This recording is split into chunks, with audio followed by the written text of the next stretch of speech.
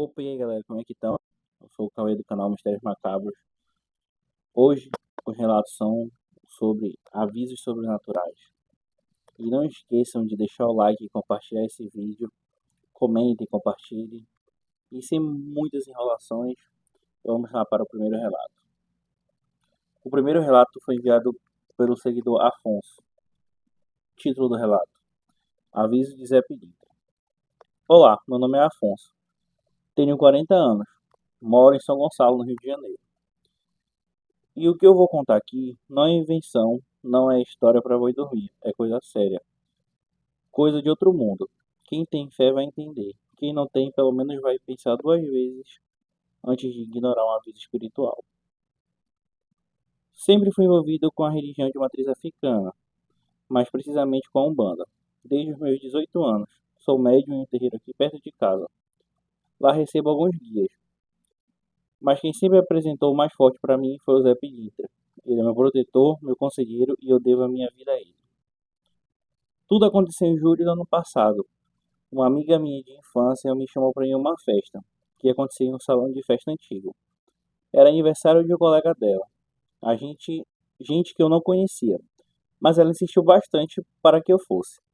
Disse que ia ter muita comida boa, bebida liberada e até aquela velha roda de samba. Confesso que a ideia me animou muito, pois eu amo samba. Na semana do evento, tudo parecia normal. Eu estava trabalhando muito, fazendo os bicos de elétrica para fechar o mês e pensando na tal festa, como uma forma de relaxar. Mas na noite anterior, eu tive um sonho estranho. Um daqueles que parece real demais, sabe? No sonho estava me arrumando para ir para a festa e estava vestido com uma roupa branca, camisa de manga e de botão e calça social. Tudo bem limpinho. Quando fui pegar a chave de casa, ouvi alguém batendo palmas no portão. Fui lá ver quem era. Era o Zé Pilintra. Mas não daquele jeito que todo mundo é acostumado a imaginar ele, rindo, o copo na mão. Dessa vez ele não estava assim. Estava sério, olhando no fundo dos meus olhos, vestido de branco, com a capa dele e o chapéu na cabeça. E os olhos parecendo duas brasas vivas. Ele falou assim para mim: Afonso, meu filho, não vai. Aquela festa não é para você. Esta não é a tua hora. Se você for, vai se machucar e feio. Acordei totalmente assustado, com o coração disparado e suando bastante frio. Olhei no relógio, eram 3h33 da manhã. Quem é da fé sabe que esses horários quebrados têm significado. Me levantei, fui até um altarzinho que tem em casa e acendi uma vela para o seu Zé. Pedi proteção e pedi que me mostrasse mais claramente o que era aquilo. No outro dia comentei com minha mãe sobre o sonho que tive.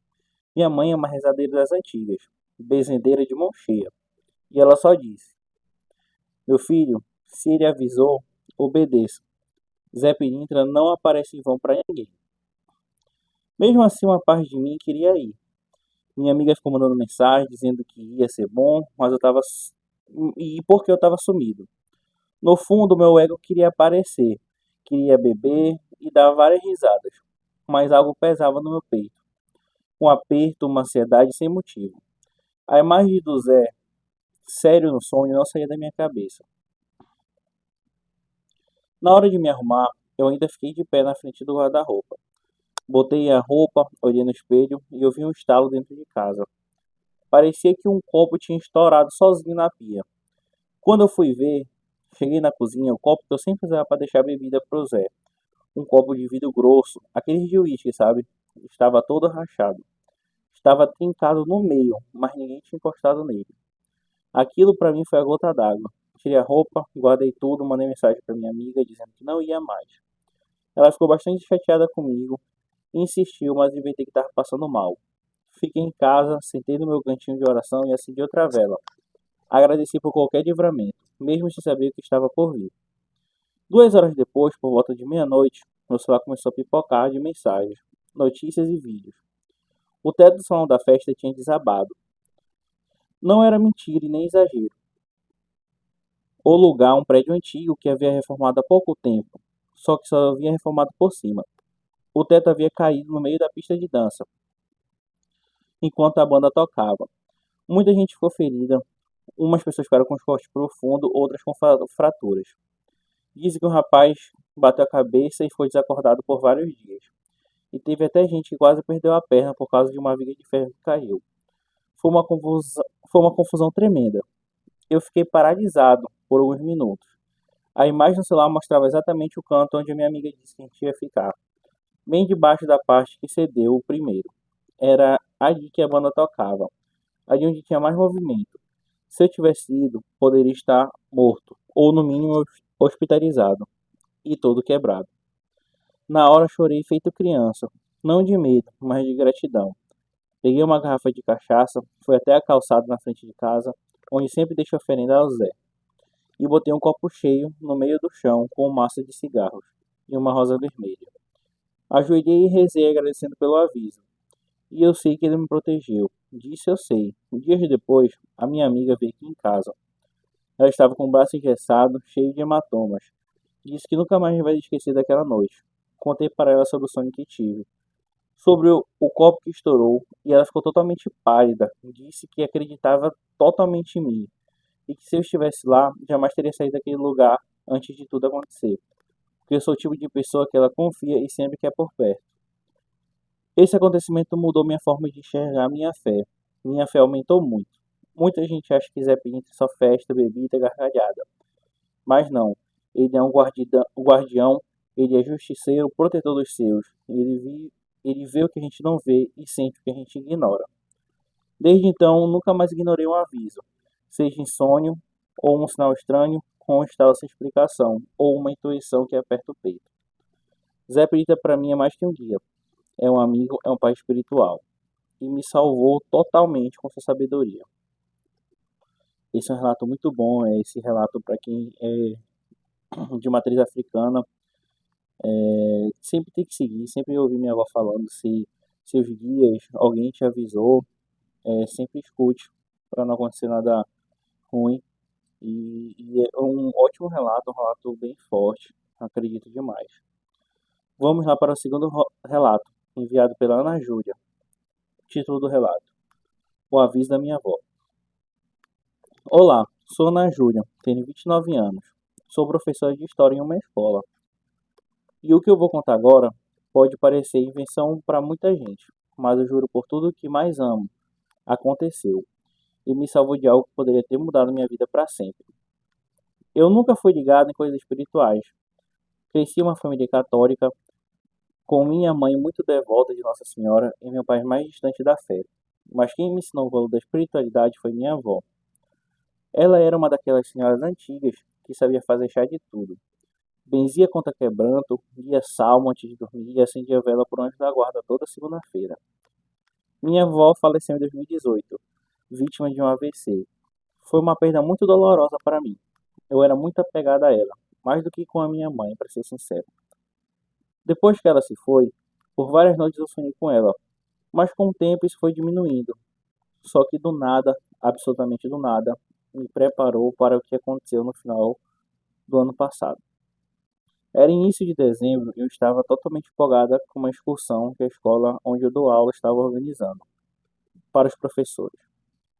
Sabe aquelas viagens de fim de ano, como uma forma de confraternização? Iríamos para um hotel fazenda com tudo incluído: transporte, bebidas, refeições, trilha, piscina e música ao vivo.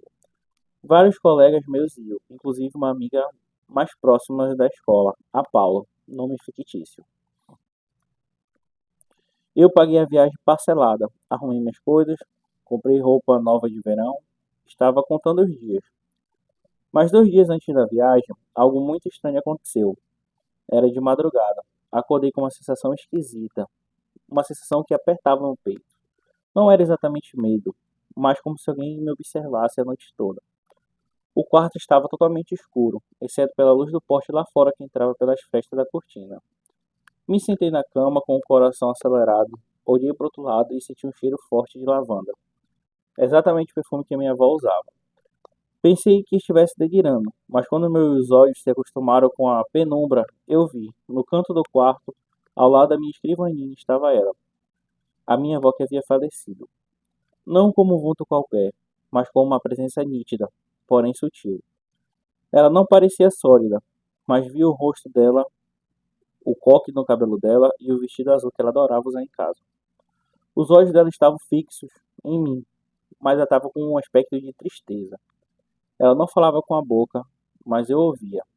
Não vá, minha netinha, fique em casa. Ouça a avó te ama demais. Foi isso, foi só isso que ela disse. Eu pisquei e ela desapareceu.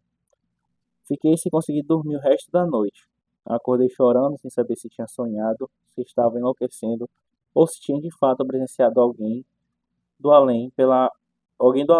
E pela manhã sentei no sofá com uma xícara de café e tentei racionalizar. Mas o cheiro de lavanda ainda pairava no ar. Mesmo não tendo nada com esse cheiro em casa, nenhum sabonete, nenhum desinfetante, nada com esse cheiro. Contei para minha mãe. E minha mãe ficou totalmente pálida, branca, sem sangue no beiço. Tua avó nunca apareceu. Eu acho que dessa vez ela não apareceu à toa. Quando ela era viva e falava alguma coisa, já era para evitar a desgraça que ela já estava prevendo. O resto do dia fiquei com aquilo na cabeça. Mas parte de mim ainda queria ir para a excursão. Já tinha pago, já estava com tudo pronto. No fim da tarde decidi tentar ignorar o aviso. Me convenci de que talvez fosse o estresse do fim do ano. Minha cabeça inventando coisas por saudade da minha avó. Me forcei a esquecer. Na noite seguinte, que era véspera de viagem, sonhei com ela de novo. E dessa vez foi ainda mais intenso. No sonho estava no ônibus da excursão, tudo parecia normal. Até que começou uma gritaria, gente chorando, pedidos de socorro, e dois homens armados subiram no ônibus e começaram a ameaçar todo mundo. Um deles gritava sem parar: entrega o celular, passa tudo. Na confusão, eu tentava me esconder debaixo do banco, mas eles me viam, e um deles apontava a arma na minha cabeça. E foi nesse momento que minha avó apareceu atrás do assaltante, tocou no ombro dele e olhou diretamente para mim. Olhou dentro dos meus olhos e disse firme, como quem dá bronca: Você quer mesmo passar por isso, minha netinha? Acordei gritando. Era 4h17 da madrugada. E aquilo foi demais para mim. Levantei e fui até um altarzinho que tinha no canto da minha casa, onde tinha a imagem de Nossa Senhora. Rezei, olhei para Nossa Senhora e disse: Tá bom, vó, eu não vou. Cancelei a excursão, pedi o dinheiro e levei uma bronca da minha amiga Paula, que ficou brava comigo, mas me mantive firme. Disse que estava com mau pressentimento e era verdade. 2 dias depois, as notícias da região começaram a falar. Ônibus de excursão escolar é assaltado na BR e tal. Meu coração parou. Era o mesmo ônibus que eu queria ter pego. A mesma excursão, tudo igual. Dois homens armados interceptaram o ônibus. Quando ele parou num ponto de apoio da estrada, levaram todos os pertences dos professores e funcionários. Fizeram ameaças e agrediram uma das funcionárias que tentou esconder o celular. Uma colega minha levou coronhada. A Paula, minha amiga, teve crise de pânico e precisou ser atendida. A cena do meu sonho se confirmou, quase em cada detalhe. Chorei muito, chorei muito, ma- chorei muito, não só de alívio, mas muito de emoção. Minha avó, mesmo depois de falecida, ela veio me proteger e me avisar sobre os perigos. Desde então, nunca mais duvidei do mundo espiritual e comecei a acreditar muito mais. Pode parecer loucura para quem nunca passou por isso, mas quem já sentiu sabe. Existe algo além do que os olhos veem, e às vezes o que nós amamos em vida continua zelando por nós de onde estiver. Eu, Ana Júlia, sou uma pessoa cética por formação, mas depois disso aprendi a escutar minha intuição e principalmente aprendi a ouvir o que vem do coração. Porque às vezes o que parece ser só saudade é cuidado, é amor. Hoje, todas as segundas-feiras, acendo uma vela branca pela minha avó e rezo por ela. E coloco lavanda no ar para sentir o cheiro dela mais uma vez. Vamos para o próximo relato. Relato enviado por Sheila. Título do relato: O Menino da Mata. Eu nunca fui de acreditar cegamente nessas histórias que o povo conta por aí. Sempre tive pés no chão, cabeça no lugar e gosto de explicações lógicas para tudo mesmo. E eu trabalho com crianças, sou pedagoga há mais de 10 anos e sempre acreditei na ciência, na razão. Mas o que vivi no fim de 2022 mudou completamente minha visão do mundo. O que eu vou contar agora assombrou por semanas e até hoje me arrepia só de lembrar. Foi tudo muito real, real demais para ser sonho, sabe? Real demais para ser coincidência e real demais para ser ignorado. Tudo começou com um convite de grupo de amigos de infância. Todo fim de ano a gente costumava fazer acampamento juntos, uma forma de reencontrar todo mundo e fugir um pouco da correria. Nesse ano a ideia era acampar perto de uma cachoeira, em uma cidade próxima de onde eu moro, um lugar bonito, afastado, com uma trilha bem famosa entre quem gosta de natureza. O plano era simples: sair numa sexta de manhã, acampar até domingo, curtir a cachoeira, fazer fogueira, beber um pouco, rir bastante e conversar sobre a vida. Todos estavam bastante animados, e eu sinceramente estava precisando daquilo.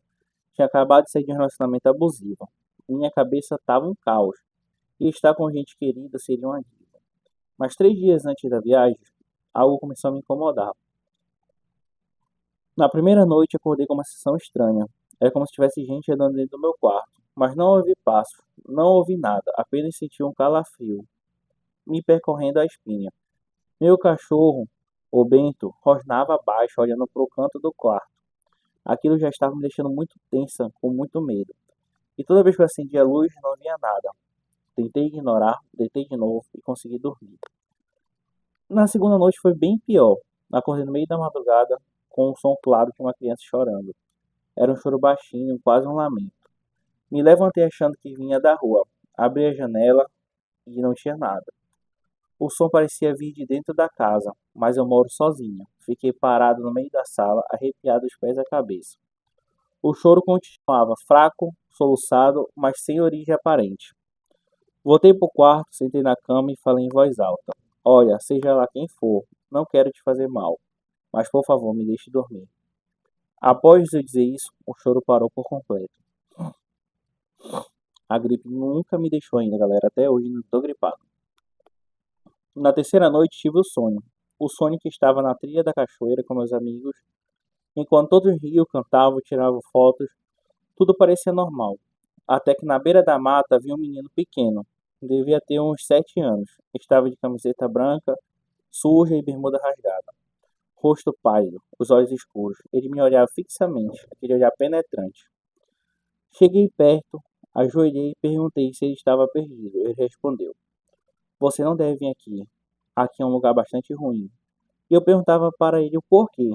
Ele olhou para a mata e disse: Eles fazem coisas com gente como eu. Antes que eu pudesse perguntar mais, o barulho vindo do mato me fez olhar para trás.